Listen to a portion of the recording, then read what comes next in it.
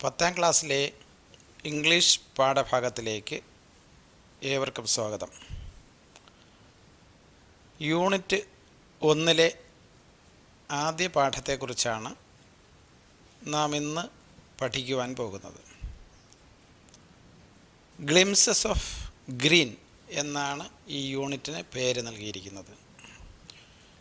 ഈ യൂണിറ്റിൻ്റെ പ്രധാന പരാമർശം പ്രകൃതിയെക്കുറിച്ചാണ്. പ്രകൃതിയുമായി മനുഷ്യൻ എത്രത്തോളം ഇണങ്ങി ജീവിക്കണം എന്ന് ഈ പാഠഭാഗങ്ങളെല്ലാം നമ്മെ ഓർമ്മിപ്പിക്കുന്നു. ഒന്നാമത്തെ പാഠത്തിൻ്റെ പേര് adventures in a banyan tree, രണ്ടാമത്തത് the snake and the mirror, മൂന്നാമത്തത് lions return in early spring.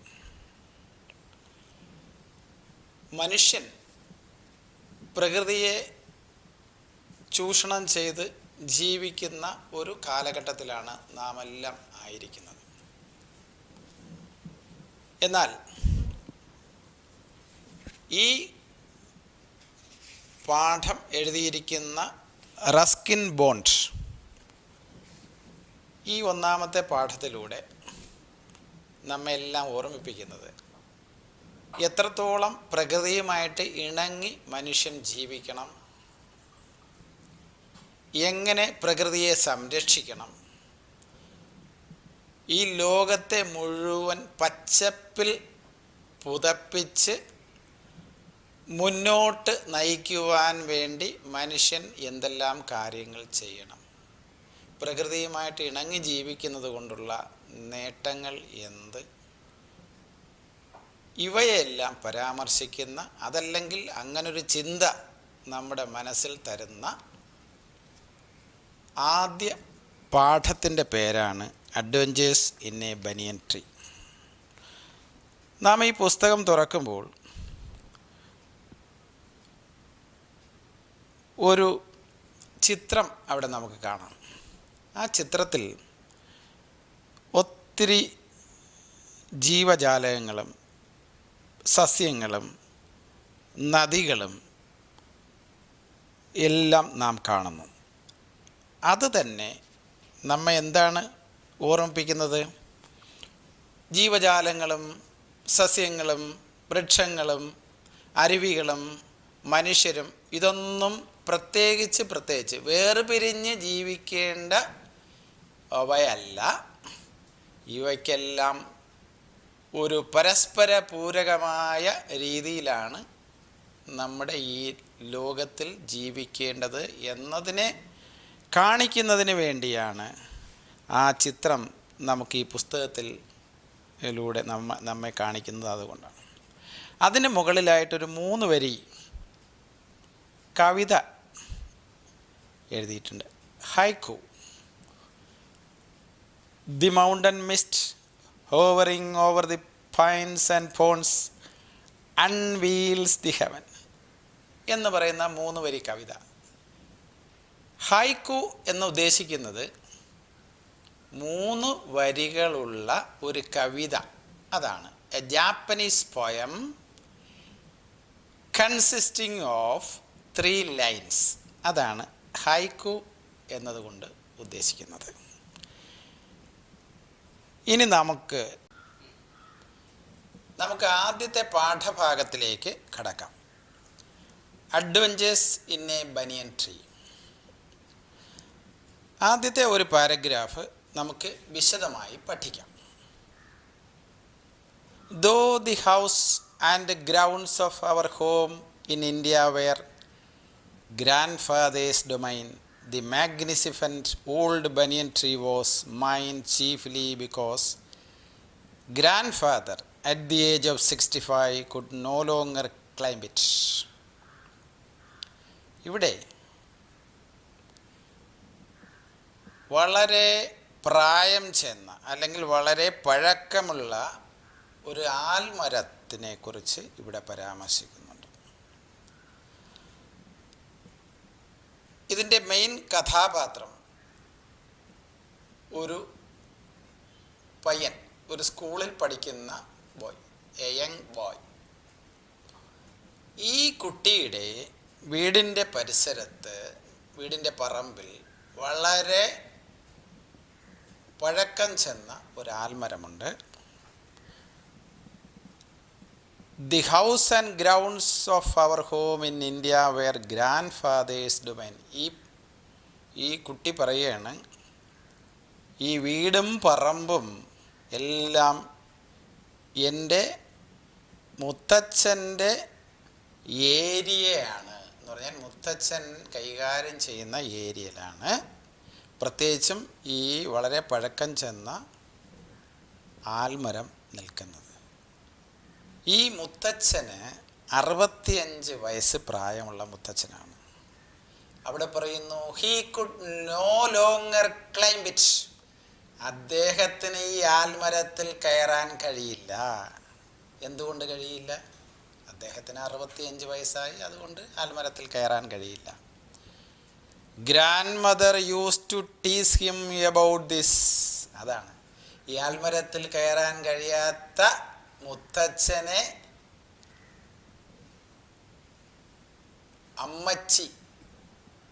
മുത്തശ്ശി കളിയാക്കിയിരുന്നു. Grandmother used to tease him, tease എന്ന് പറഞ്ഞാൽ കളിയാക്കുക, tease him about this, and would speak of a certain countess of Desmond, an English woman who lived to the age of 117 and would have lived no longer if she hadn't fallen while climbing an apple tree. ഇവിടെ മുത്തച്ഛനെ കളിയാക്കാൻ വേണ്ടി മുത്തശ്ശി 117 വയസ്സ് വരെ ജീവിച്ചിരുന്ന ഒരു English വുമണെ കുറിച്ച് ഇവിടെ പറയുകയാണ്. കൗണ്ടസ് ഓഫ് ഡെസ്മണ്ട്, ഡെസ്മണ്ട് എന്ന പ്രദേശത്ത് താമസിച്ചിരുന്ന 117 വയസ്സ് വരെ താമസിച്ചിരുന്ന ഒരു മുത്തശ്ശിയുടെ കാര്യം പറയുന്നു. അവിടെ എന്താ പറയുന്നത്? She would have lived longer if she hadn't fallen while climbing an apple tree. ആ മുത്തശ്ശി ഇനിയും കൂടുതൽ കാലം ജീവിച്ചിരിക്കുമായിരുന്നു. എങ്ങനെയാണെങ്കിൽ, ആ മുത്തശ്ശി ഒരു ആപ്പിൾ മരത്തിൽ കയറിയപ്പോൾ താഴെ വന്ന് വീണില്ലായിരുന്നു എങ്കിൽ ഈ മുത്തശ്ശി ഇനിയും കുറേ കാലം കൂടെ ജീവിച്ചിരിക്കുമായിരുന്നു എന്ന് പറഞ്ഞാണ് മുത്തശ്ശനെ കളിയാക്കുന്നത്. മുത്തശ്ശന് 65 വയസ്സേ ആയിട്ടുള്ളൂ. The spreading branches of the banyan tree which curved to the ground and took root again, forming a maze of arches, gave me endless pleasure. ഈ കുട്ടി പറയുകയാണ്, ഈ ആൽമരത്തിൻ്റെ ശിഖരങ്ങൾ ഇങ്ങനെ താഴേക്ക് പതിച്ച്, ഇങ്ങനെ വളരെ സ്പ്രെഡ് ചെയ്ത്, വളരെ വിശാലമായി ഈ ബനിയൻ ട്രീയുടെ ബ്രാഞ്ചുകൾ, ശിഖരങ്ങൾ വിടർന്ന് താഴേക്ക് ഗ്രൗണ്ടിൽ വന്ന്, തറയിൽ വന്ന് തട്ടിയിട്ട് അവിടെ നിന്ന് പുതിയ വേരുകൾ വച്ച് നല്ല കാണാൻ ഭംഗിയുള്ള കമാനങ്ങളായി, നല്ല വളവുള്ള കമാനങ്ങളായി മാറിയിരിക്കുന്നു. Which covered it to the ground and took root again, forming a maze of arches. Arches എന്ന് പറഞ്ഞാൽ കമാനം. മെയ്സ് മീൻസ് വളവുള്ള കമാനം, വളഞ്ഞ കമാനങ്ങളായി മാറിയിരിക്കുന്നു. Gave me, it gave him endless pleasure. The sight of this arches gave him endless pleasure. ഈ കാഴ്ച ഈ കുട്ടിക്ക് വളരെ സന്തോഷം പകർന്നു എന്നാണ് ഇതിലെഴുതിയിരിക്കുന്നത്. The tree was older than the house. ഈ ആൽമരത്തിന് ഈ കുട്ടിയുടെ വീടിൻ്റെ പഴക്കത്തേക്കാൾ കൂടുതൽ പഴക്കമുണ്ട്. ഓൾഡർ ദാൻ ഗ്രാൻഡ് ഫാദർ, പിന്നെയോ ആ കുട്ടിയുടെ മുത്തച്ഛനേക്കാൾ പ്രായമുണ്ട്. As old as the town of Dehra. Dehra എന്ന് പറയുന്ന പട്ടണത്തേക്കാൾ ഈ ആൽമരത്തിന് പഴക്കമുണ്ട്. Nestling in a valley at the foot of the Himalayas. ഹിമാലയ പർവ്വതത്തിൻ്റെ താഴ്വരയിൽ ഒരു വടവൃക്ഷമായി ഈ ആൽമരം അങ്ങനെ തല ഉയർത്തി നിൽക്കുന്നു എന്നാണ് ആദ്യത്തെ പാരഗ്രാഫിൽ നാം കാണുന്നത്. ഇവിടെ ഒരു കുട്ടിയുടെ മുത്തച്ഛൻ, വളരെ പഴക്കം ചെന്ന ഒരു ആൽമരം, ഇവയെല്ലാം നമ്മൾ ആദ്യത്തെ പാരഗ്രാഫിൽ കണ്ടു. എല്ലാവർക്കും ഇത് മനസ്സിലാകുന്നു എന്ന് ഞാൻ വിശ്വസിക്കുന്നു. എന്നാൽ നമുക്ക് അടുത്ത പാരഗ്രാഫിലേക്ക് പോയാലോ? My first friend and familiar was a small grey squirrel.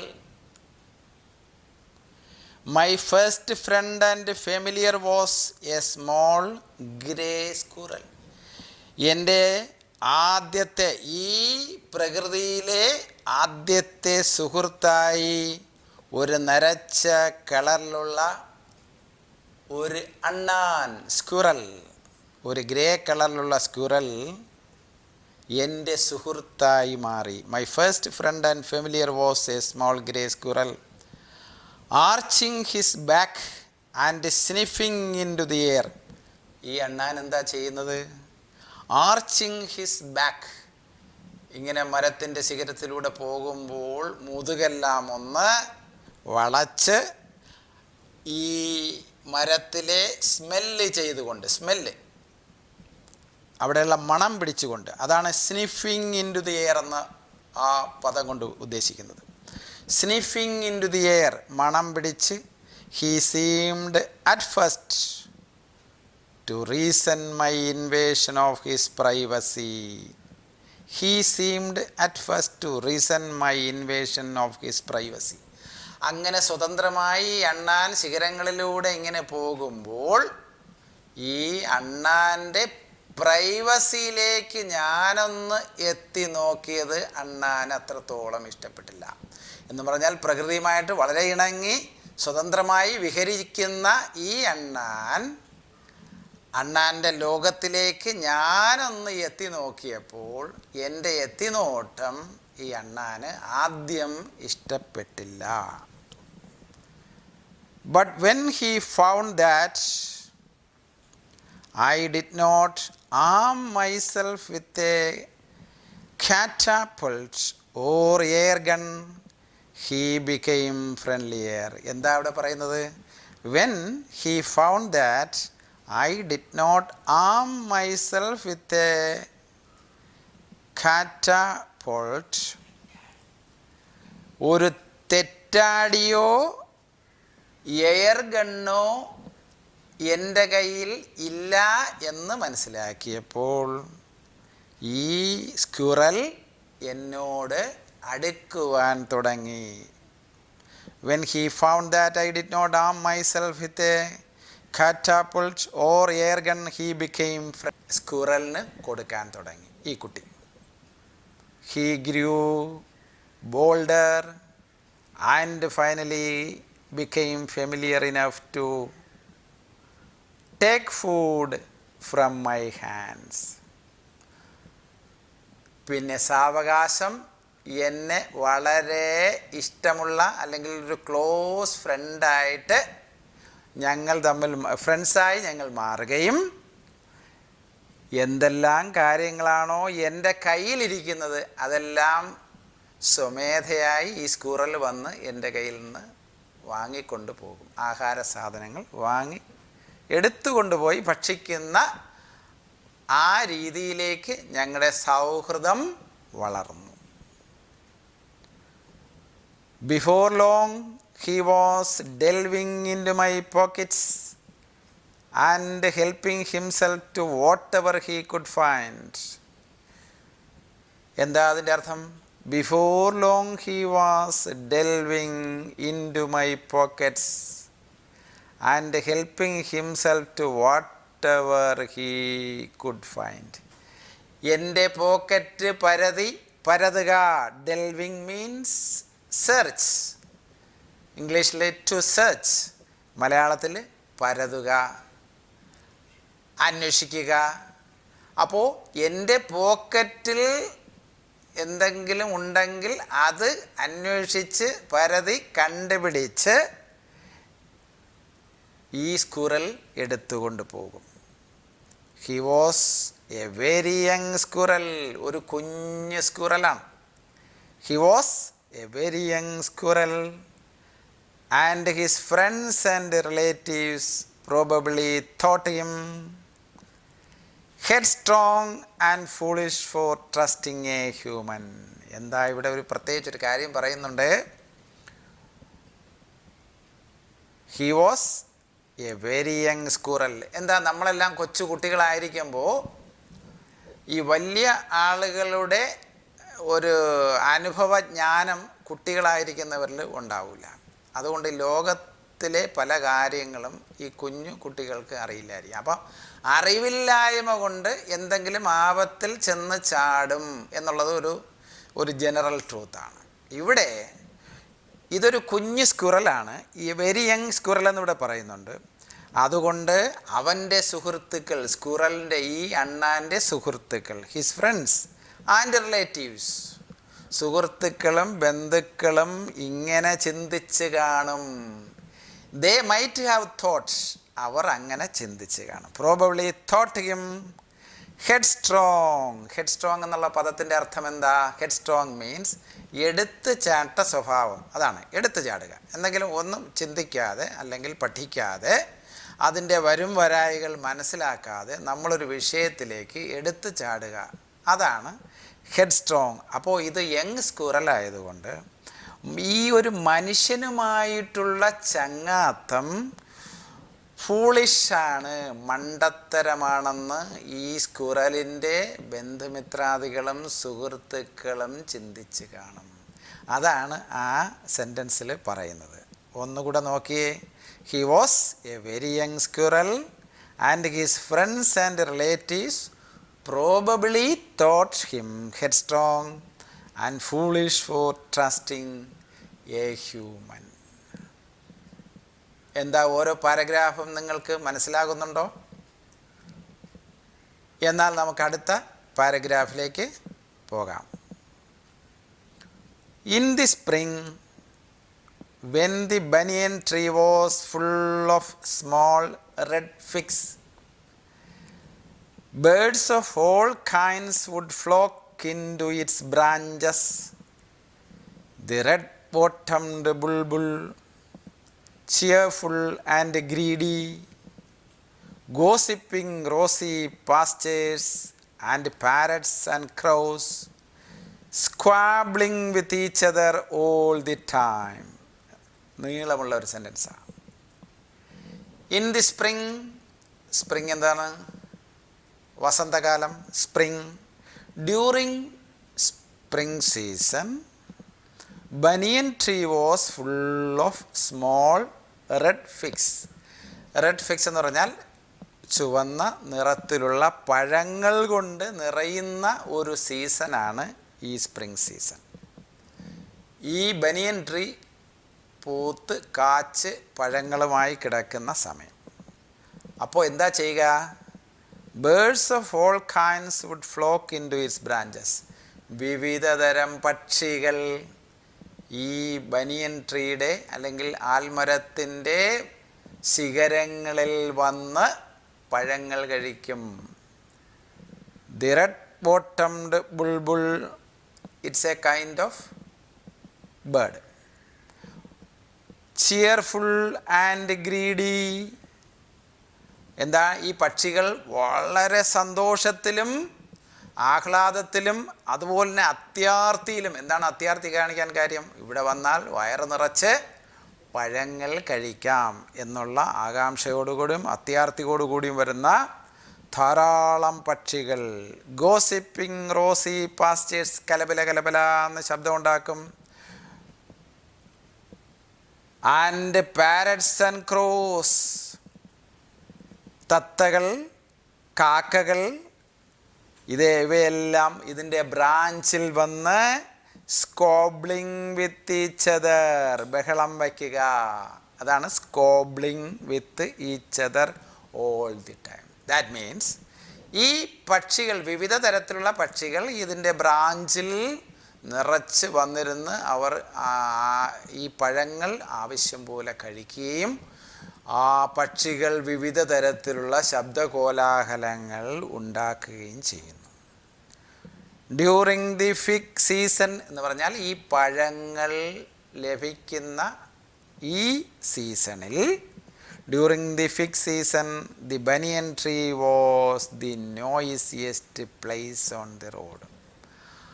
ആ ബനിയൻ ട്രീ, ആ റോഡിൻ്റെ സൈഡിൽ നിൽക്കുന്ന ഈ ബനിയൻ ട്രീ ആണ് ഏറ്റവും ശബ്ദകോലാഹലമുള്ള ഒരു സമയം എന്ന് പറയുന്നത് ഈ പഴങ്ങൾ ഉണ്ടാകുന്ന സീസണിൽ. The banyan tree was the noisiest place on the road. Noise അറിയാം നിങ്ങൾക്ക്, ശബ്ദം എന്നറിയാം. നോയിസിയസ്റ്റ് എന്ന് പറഞ്ഞാൽ അതിൻ്റെ സൂപ്പർലേറ്റീവ് ഡിഗ്രിയാണ്. Positive degree, comparative degree, superlative degree. അതിനെക്കുറിച്ച് നമുക്ക് വിശദമായി പിന്നെ സംസാരിക്കാം, പഠിക്കാം. ഇപ്പോൾ ഏറ്റവും കൂടുതൽ ശബ്ദ കോലാഹലങ്ങൾ ഉണ്ടാകുന്ന ഈ ബനിയൻ ട്രീയെ സംബന്ധിച്ചോളം ഏറ്റവും ശബ്ദകോലാഹലമുള്ള സമയമാണ് ഇതിൻ്റെ പഴം പഴുത്ത് കിടക്കുന്ന സ്പ്രിംഗ് സീസൺ. ആ പാരഗ്രാഫ് ഒന്നുകൂടെ വായിക്കാം. In the spring when the banyan tree was full of small red figs, birds of all kinds would flock into its branches.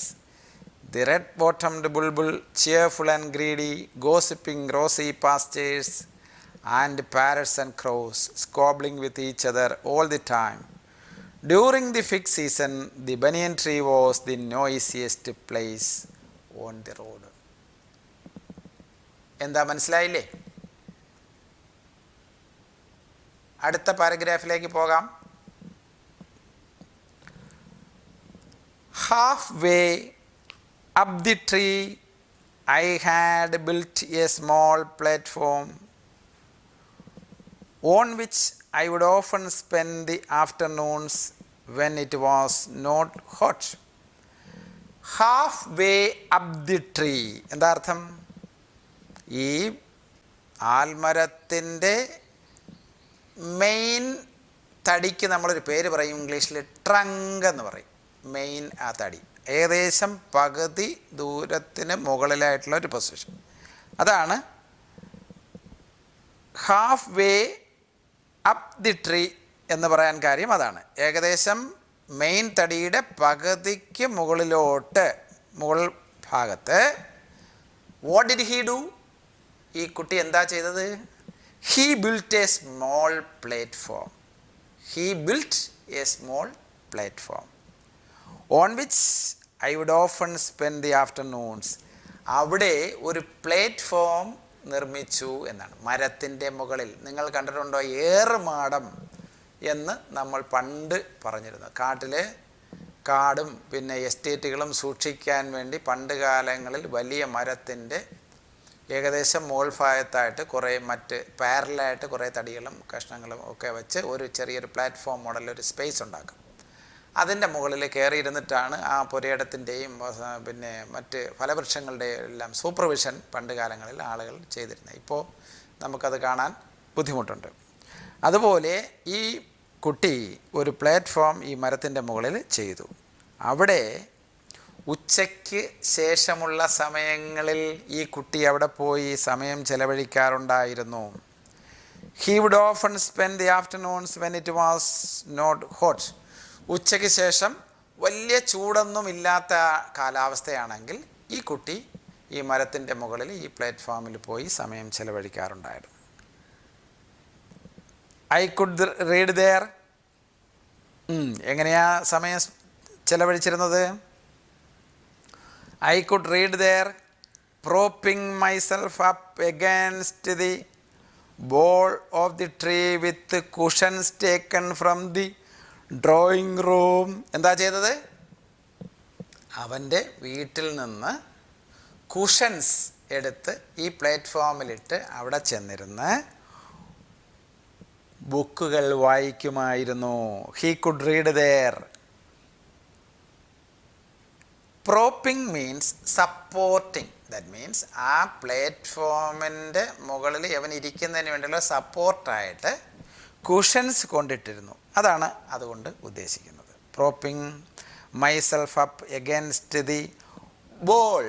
BOLE bole means trunk എന്ന് പറഞ്ഞാൽ ഞാൻ നേരത്തെ പറഞ്ഞല്ലോ, ഈ മരത്തിൻ്റെ ആൽമരത്തിൻ്റെ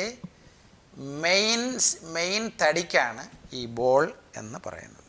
ball of the tree with cushions taken from the drawing room. എന്തൊക്കെയാണ് വായിച്ചിരുന്നതെന്ന് താഴോട്ട് പറയുന്നുണ്ട്. Treasure Island, Huckleberry Finn, the Mowgli series and the novels of Edgar Rice Burroughs and Louisa May Alcott made up my bag of very mixed reading. അപ്പോൾ ഈ പറയുന്ന short stories ഉണ്ട്, novels ഉണ്ട്, ഇങ്ങനെയുള്ള മിക്സഡ് റൈറ്റിങ്സ് ഈ കുട്ടി അവിടെ കൊണ്ടുവച്ച് വായിച്ചിരുന്നു. അങ്ങനെയാണ് സമയം ഈ കുട്ടി ചെലവഴിച്ചിരുന്നത്. Huckleberry Finn, the Mowgli stories and the novels of Edgar Rice Burroughs and Louisa May Alcott made up my bag of very mixed reading when I did not feel like reading. അടുത്തെന്താ പറയുന്നത്? When I did not feel like reading. എന്താ അർത്ഥം?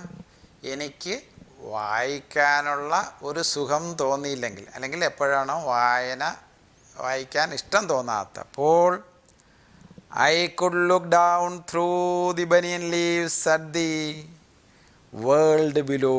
ഞാൻ എന്ത് ചെയ്യും? പതുക്കെ പുസ്തകം അടച്ചു വച്ചിട്ട് ഈ ആൽമരത്തിൻ്റെ ശിഖരങ്ങൾ, ഇങ്ങനെ ശിഖരങ്ങൾ കിടക്കുകയാണ്, അതിൽ ധാരാളം leaves, ഇലകളുണ്ട്.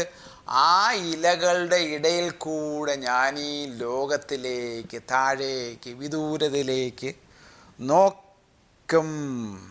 Leaves at the world below. പ്രകൃതിയുടെ ഭംഗി എനിക്ക് ആസ്വദിക്കാൻ കഴിഞ്ഞിരുന്നു. അതോടൊപ്പം അറ്റ് ഗ്രാൻഡ് മദർ ഹാങ്ങിങ് up or taking down the washing. വിവിധ കാഴ്ചകൾ എനിക്ക് കാണാൻ കഴിഞ്ഞിരുന്നു. പ്രകൃതിയുടെ വിവിധ കാര്യങ്ങൾ, അതിൻ്റെ ഭംഗി ആസ്വദിക്കാൻ കഴിഞ്ഞിരുന്നു. എൻ്റെ മുത്തശ്ശി തുണി കഴുകി വിരിക്കുന്നത് എനിക്ക് അവിടെ ഇരുന്ന് കാണാൻ കഴിഞ്ഞിരുന്നു. ഗ്രാൻഡ് മദർ ഹാങ്ങിങ് up or taking down the washing. At the cook quarrelling with a fruit vendor. അതുപോലെ തന്നെ എനിക്ക് കാണാൻ കഴിഞ്ഞു. കുക്ക് ആരാണ്? പാചകക്കാരൻ. പാചകക്കാരൻ വെജിറ്റബിൾ വിൽക്കുന്ന ആളിനെയാണ് ഇവിടെ പറയുന്നത്. എന്താണ്? Fruit vendor.